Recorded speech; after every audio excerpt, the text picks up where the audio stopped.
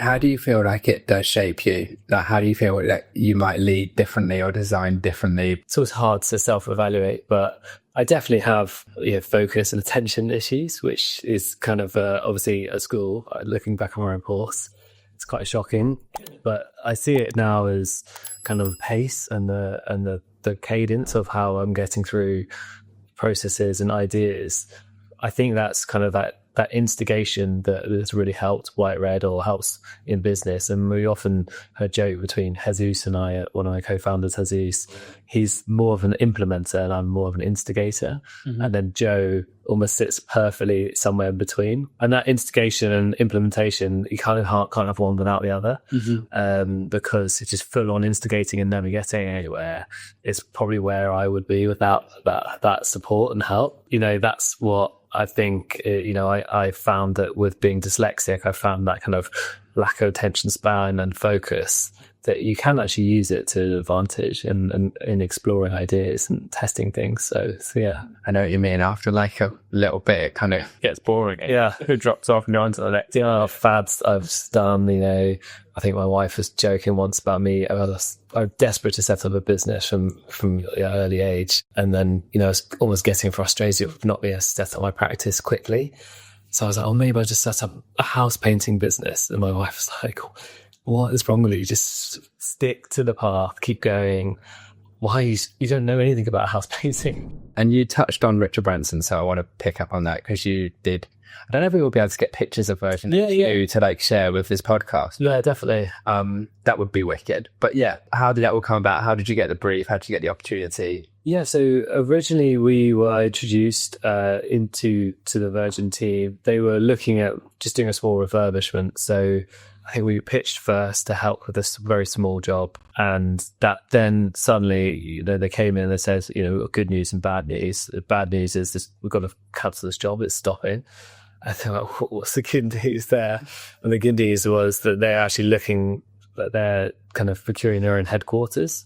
But there was a kind of kicker in that is that you have to re-pitch again. And because it's a way bigger job, it's not a given at all that you're going to get this. So it was kind of back to the table with pitch mode again. We were so happy to even got the first opportunity to work for Virgin. And so the second one was really the main pitch. And that's where we threw everything at it. And honestly, it meant a lot to me and also to us as a team. Mm-hmm.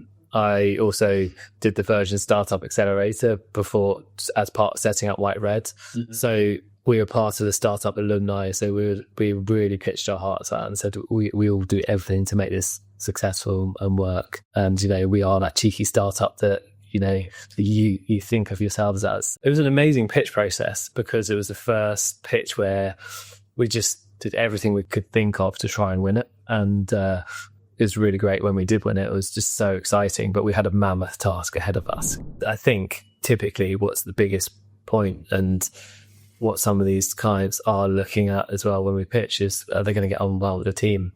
A lot of projects that we pitch for, they say we want to see some of the team members as well. So, it's very important. We're all, human, and we need to make sure that, and especially on construction jobs, it's a long journey. When you do encounter difficulties, you want to hopefully understand that you're going to get on and work well with those people. Yeah. And it works both ways as the client team and consultant team. We got to gel to make it successful. There's also that balance of letting yourself enjoy it. And I think that's what I've started to try and work on a bit more as well, is the reality is that our practice is a lifestyle business. It's not a tech scalable startup that's going to 100x and when you exit. This is a business that we need to enjoy and go on the journey with for our lives, and enjoy the work, enjoy working with the team, and enjoy working with other consultants and suppliers. Yeah, it's a really good message, not just to founders and directors, but also to everybody. Like, if you're in this, you're in a really enjoyable, you're tangibly making a difference to people's everyday. Yeah. And like, it's so much more than just a transaction. So, I mean, when we've completed, so Richard came and had a look around, and it was myself and Charlotte and our client who showed him around and showed him everything. And it was funny because it was not quite finished. It was just PC day number 3, so practical completion.